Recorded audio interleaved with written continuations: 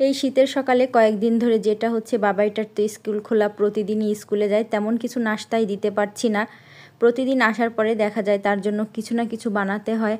আর সকালে তেমন কিছু দিতে পারছি না বলে পছন্দও হচ্ছে না। খাবারের বাটিগুলো ফেরত চলে আসছে একদম ভর্তি করে। তখন নিজের কাছেই খারাপ লাগে যে কিছু একটা করে দেই। তাছাড়া ছেলেটাও অনেক বেশি ক্ষুধার্ত থাকে।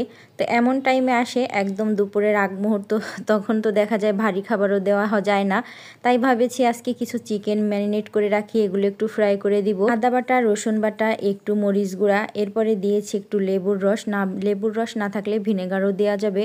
বেশ কিছু সময় মেখে রেখেছি। আর ভিনেগার অথবা লেবুর রস দিলে অনেক সুন্দর নরম জুসি হয়, খেতে বেশ ভালোই লাগে। প্রায় 1 ঘন্টার মতন আমি এগুলো ম্যারিনেট করে রেখেছিলাম। আর এই যে বাবাইটা আসার পরে এখন ভেজে দিব। ভেজে দেওয়ার আগ মুহূর্ত এগুলোর মধ্যে আমি একটু ময়দা দিয়ে ভালো করে কোট করে নিয়েছি।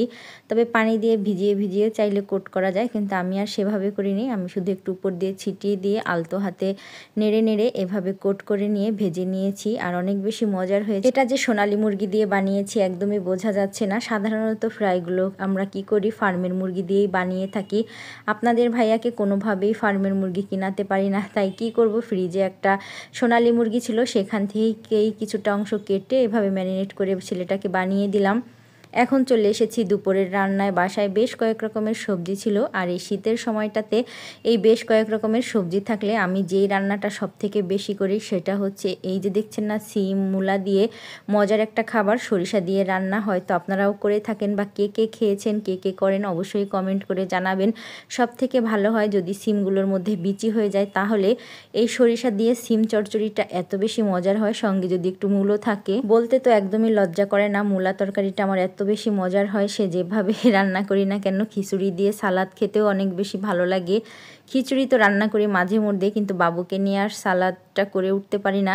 এবছরে এখন পর্যন্ত সালাদ করে খাইনি, মূলার খিচুড়ি খেয়েছি অনেকবার। আর মূলা তো সবসময় বাসায় দেখা যায় কম বেশি থাকছে, কিন্তু বাবু থাকে তো কোলে, কোনো রকমে মনে হয় যে পেটে ক্ষুধা থাকে, ক্ষুধার জন্য একটু খেয়ে নেই। সেভাবে যে সুন্দর করে সাজিয়ে গুছিয়ে খাবো সেটা আর হয়ে ওঠে না। হয়তো যারা বাবুর আম্মু তারা আমার সঙ্গে অনেকটাই মিল পাবেন। চচ্চড়িটা করার জন্য, মানে সরিষা দিয়ে সিম চচ্চড়িটা করার জন্য সরিষা, একটু জিরে, তারপরে রসুন, কাঁচামরিচ এগুলো বেটে নিব। আর এটা দিয়েই কিন্তু মূলত সরিষা দিয়ে সিম চচ্চড়িটা হবে। ফ্রাই প্যানের মধ্যে একবারে উঠিয়ে নিলাম, আবার আর একটা পাত্রে উঠবো, আর একটা মাখবে। দেখে হয়তো হাসি পাচ্ছে, কে করে এত কষ্ট বলুন তো। একদম পাটা থেকেই মশলাটা তুলে ফেললাম প্যানে।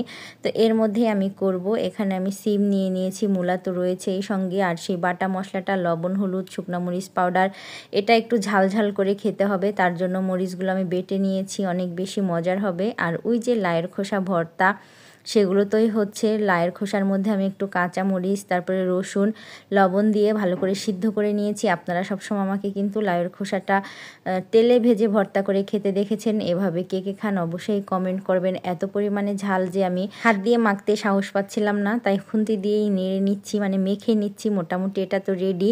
আর ওদিকে লাউ পাতার খোসা ভর্তার জন্য রেডি হয়ে গেছে, শুধু পাটায় বেটে নিলেই হয়ে যায়।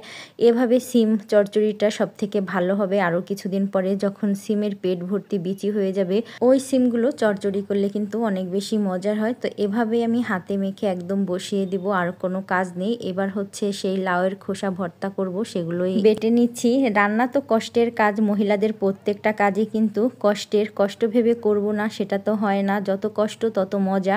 এই যে আমি কষ্ট করে পাটায় ভর্তাটা বেটে নিচ্ছি, এটা খেতে কিন্তু অনেক মজার হবে। যেই বাটিটার পাশে আমি ভর্তাগুলো রাখছি, একটা সাইডে ছিল ধনেপাতা ভর্তা, আর আজকের ভর্তাটা এই যে রেখে দিয়েছি। এই ভর্তাটা যদি আমি কষ্ট ভেবে ব্লেন্ডারে করতাম, খেতে একদমই ভালো লাগতো না।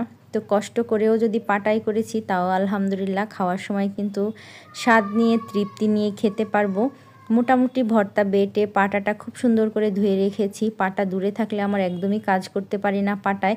হাতের কাছে থাকলে অনেক বেশি ভর্তা খাওয়া হয়। রান্নাঘরে জায়গা কম থাকার কারণে পাটাটা হাতের কাছে রাখতে পারি না। এত ব্যস্ত ছিলাম, শেষে যে পোড়া পোড়া করে ভিডিওটি করেছিলাম সেটা আর আপনাদের সঙ্গে শেয়ার করা হয়নি। মানে সিম চচ্চড়িটা একদম তলা ধরিয়ে ফেলেছি, সুন্দর একটা ফ্লেভার আসে যাতে। সবজিগুলো দেখে কিন্তু পোড়া পোড়া ভাবটা বোঝা যাচ্ছে। খাবার খেয়ে নিব।